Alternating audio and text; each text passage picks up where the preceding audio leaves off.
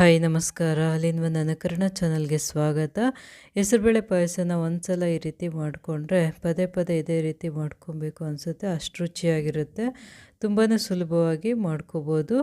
ಈಗ ಒಂದು ಪ್ಯಾನಲ್ಲಿ 1 ಕಪ್ನಷ್ಟು ಹೆಸರುಬೇಳೆನ ಸೇರಿಸ್ಕೊಂಡು ಚೆನ್ನಾಗಿ ಹುರ್ಕೋಬೇಕು. ಸ್ವಲ್ಪ ಲೈಟಾಗಿ ಕಲರ್ ಚೇಂಜ್ ಆಗುತ್ತೆ, ಅಷ್ಟು ಮಾತ್ರ ಹುರ್ಕೊಬೇಕು. ತುಂಬ ಕಪ್ಪಕ್ಕೆ ಮಾಡ್ಕೋಬಾರ್ದು. ಈಗ ಹುರಿದಿರೋಂಥ ಹೆಸರುಬೇಳೆನ ಒಂದು ಬಟ್ಲಿಗೆ ತೊಗೊಂಡಿದ್ದೀನಿ. ಅದನ್ನು ಒಂದು ಸಲ ತೊಳ್ಕೊಬೇಕು ಚೆನ್ನಾಗಿ. ಈಗ ಅದೇ ಪ್ಯಾನ್ನಲ್ಲಿ 1/4 ಕಪ್ನಷ್ಟು ಶಾವಿಗೆನ ಸೇರಿಸ್ತಾ ಇದ್ದೀನಿ. ಇದಕ್ಕೆ 1 ಸ್ಪೂನಷ್ಟು ತುಪ್ಪನ ಸೇರಿಕೊಂಡು ಸ್ವಲ್ಪ ಕೆಂಪಗಾಗೋವರೆಗೂ ಹುರ್ಕೊಬೇಕು. ಇದು ಬೇಕಿದ್ದರೆ ಇದ್ರ ಜೊತೆಗೆ ಸಬ್ಬಕ್ಕಿನೂ ಸೇರಿಸ್ಕೊಬೋದು. ಸಬ್ಬಕ್ಕಿನೂ ಅಷ್ಟೇ ಸ್ವಲ್ಪ ಬಿಸಿ ಮಾಡಿಕೊಂಡು ನೀರಿನಲ್ಲಿ ಒಂದು ಅರ್ಧ ಗಂಟೆ ನೆನೆಸಿಟ್ಬಿಟ್ಟು ಪಾಯಸಕ್ಕೆ ಸೇರಿಸ್ಕೋಬೋದು. ಶಾವಿಗೆ ಹುರಿದಿದ್ದಾಗಿದೆ. ಈಗ ಇದನ್ನು ಸಪ್ರೇಟಾಗಿ ಒಂದು ಬಟ್ಲಿಗೆ ತಗೊಂಡು ಬಾದಾಮಿ ಮತ್ತು ಗೋಡಂಬಿನ ಸೇರಿಸ್ಕೊಂಡು ಸ್ವಲ್ಪ ಕೆಂಪಕ್ಕಾಗೋವರೆಗೂ ಹುರ್ಕೋಬೇಕು. ಇದ್ರ ಜೊತೆಗೆ 1 ಸ್ಪೂನಷ್ಟು ಗಸಗಸೆನ ಸೇರಿಸ್ತಾ ಇದ್ದೀನಿ. ಇದನ್ನೆಲ್ಲ ಹುರಿದಿದ್ದಾದಮೇಲೆ ಮಿಕ್ಸಿ ಜಾರಿಗೆ ಸೇರಿಸ್ಕೋಬೇಕು.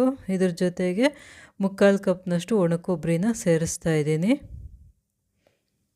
2 ಏಲಕ್ಕಿನ ಸೇರಿಸ್ಕೋಬೇಕು. ಎಲ್ಲ ಸೇರಿಸಿದ್ಮೇಲೆ ಮೊದಲು ತರಿಯಾಗಿ ಪೌಡರ್ ಮಾಡ್ಕೊಬೇಕು. ನೀರೇನು ಸೇರಿಸದೆ ತರಿಯಾಗಿ ಪೌಡ್ರ್ ಮಾಡಿಕೊಂಡು ಆಮೇಲೆ ನೀರನ್ನು ಸೇರಿಸ್ಕೊಂಡು ನೈಸಾಗಿ, ಎಷ್ಟು ನೈಸಾಗಿ ಗ್ರೈಂಡ್ ಆಗುತ್ತೋ ಅಷ್ಟು ನೈಸಾಗಿ ರುಬ್ಕೋಬೇಕು. ನೋಡಿ, ಈಗ ರುಬ್ಕೊಂಡಿದ್ದಾಗಿದೆ. ಈಗ ಒಂದು ಪ್ಯಾನ್ಗೆ 1 ಚಿಕ್ಕ ಗ್ಲಾಸ್ನಷ್ಟು ನೀರನ್ನು ಸೇರಿಸ್ಕೊಂಡು ನೀರು ಸ್ವಲ್ಪ ಚೆನ್ನಾಗಿ ಬಿಸಿ ಆದಮೇಲೆ ಇದಕ್ಕೆ ಶಾವಿಗೆನ ಸೇರಿಸ್ಕೊಂಡು ಸ್ವಲ್ಪ ನೀರಿನಲ್ಲಿ ಬೇಯಿಸ್ಕೋಬೇಕು. ಶಾವಿಗೆ ಒಂದು ಅರ್ಧ ಭಾಗ ಬೆಂದಮೇಲೆ ಇದಕ್ಕೆ ಬೇಯಿಸಿಟ್ಕೊಂಡಿದ್ದಂಥ ಹೆಸರುಬೇಳೆನ ಸೇರಿಸ್ಬೇಕು. ಇದನ್ನು ನೋಡಿ, ಹೆಸರುಬೇಳೆನ ಕುಕ್ಕರಿಗೆ ಸೇರಿಸ್ಕೊಂಡು 2 ವಿಷಲನ್ನು ಕೂಗಿಸ್ಕೊಂಡಿದ್ದೆ. ಇಷ್ಟು ಮಾತ್ರ ಬೆಂದಿದೆ. ಈಗ ಇದನ್ನು ಶಾವಿಗೆ ಜೊತೆಗೆ ಸೇರಿಸ್ಕೊಂಡು ಸ್ವಲ್ಪ ಹೊತ್ತು ಚೆನ್ನಾಗಿ ಕುದಿಯೋದಕ್ಕೆ ಬಿಡಬೇಕು. ಹೆಸರುಬೇಳೆ ಮತ್ತು ಶಾವಿಗೆ 2 ಚೆನ್ನಾಗಿ ಬೇಯಬೇಕು. ಈಗ ಇದಕ್ಕೆ ರುಬ್ಕೊಂಡಿದ್ದಂಥ ಕೊಬ್ಬರಿ ಗಸಗಸೆ ಇತ್ತಲ್ಲ, ಅದನ್ನು ಸೇರಿಸ್ತಾ ಇದ್ದೀನಿ. ಕೊಬ್ಬರಿ ಗಸಗಸೆ ಅದೆಲ್ಲ ಸೇರಿಸಿದ್ಮೇಲೆ ನೀರನ್ನು ನೋಡಿಕೊಂಡು ಅಡ್ಜಸ್ಟ್ ಮಾಡ್ಕೋಬೇಕು.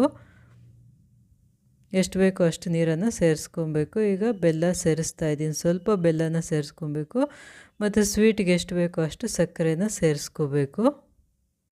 ಸಕ್ಕರೆ ಸೇರಿಸ್ಮೇಲೆ ಸ್ವಲ್ಪ ಹೊತ್ತು ಚೆನ್ನಾಗಿ ಕುದಿಬೇಕು. ಕೊಬ್ಬರಿದು ಮತ್ತು ಗಸಗಸೆದು ಹಸಿ ಸ್ಮೆಲ್ ಹೋಗೋವರೆಗೂ ಚೆನ್ನಾಗಿ ಕುದಿಸ್ಕೋಬೇಕು. ಈ ರೀತಿ ಚೆನ್ನಾಗಿ ಕುದಿಯುವಾಗ 1 ಕಪ್ನಷ್ಟು ಹಾಲನ್ನು ಸೇರಿಸ್ತಾ ಇದ್ದೀನಿ.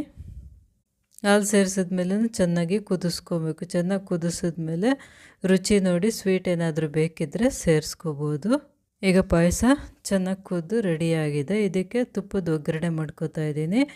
ಒಂದು ಪ್ಯಾನಲ್ಲಿ 3 ಸ್ಪೂನಷ್ಟು ತುಪ್ಪನ ಸೇರಿಸ್ಕೊಂಡು ತುಪ್ಪ ಚೆನ್ನಾಗಿ ಬಿಸಿ ಆದಮೇಲೆ ಗೋಡಂಬಿನ ಸೇರಿಸ್ಕೊಂಡು ಗೋಡಂಬಿ ಸ್ವಲ್ಪ ಫ್ರೈ ಆದಮೇಲೆ ಒಣ ದ್ರಾಕ್ಷಿನ ಸೇರಿಸ್ತಾ ಇದ್ದೀನಿ. ಈಗ ಇದೆಲ್ಲ ಚೆನ್ನಾಗಿ ಫ್ರೈ ಆಗಿದೆ. ಈಗ ಪಾಯಸಕ್ಕೆ ಸೇರಿಸ್ಕೊಂಡು ಚೆನ್ನಾಗಿ ಮಿಕ್ಸ್ ಮಾಡಬೇಕು. ತುಪ್ಪನ ಹೆಚ್ಚಿಗೆ ಹಾಕಿದಷ್ಟು ಪಾಯಸ ತುಂಬಾ ರುಚಿಯಾಗಿ ಬರುತ್ತೆ. ಈಗ ತುಂಬಾ ರುಚಿಯಾದಂಥ ಹೆಸರುಬೇಳೆ ಪಾಯಸ ರೆಡಿಯಾಗಿದೆ. ಇದನ್ನು ಸ್ವಲ್ಪ ತೆಳುವಾಗೆ ಮಾಡ್ಕೊಬೇಕು. ತುಂಬ ಅಲ್ಲ, ಸ್ವಲ್ಪ ತೆಳುವಾಗಿ ಮಾಡ್ಕೊಂಡಿದ್ರೆ ಆರಿದ್ಮೇಲೆ ಇನ್ನೂ ಸ್ವಲ್ಪ ಗಟ್ಟಿಯಾಗುತ್ತೆ. ಎಲ್ಲರೂ ಇಷ್ಟಪಡುವಂಥ ತುಂಬಾ ರುಚಿಯಾದಂಥ ಹೆಸರುಬೇಳೆ ಪಾಯಸ ರೆಡಿಯಾಗಿದೆ. ಈ ವಿಡಿಯೋ ಇಷ್ಟವಾದಲ್ಲಿ ಲೈಕ್ ಮಾಡಿ, ಕಮೆಂಟ್ ಮಾಡಿ, ಶೇರ್ ಮಾಡಿ, ಸಬ್ಸ್ಕ್ರೈಬ್ ಮಾಡಿ.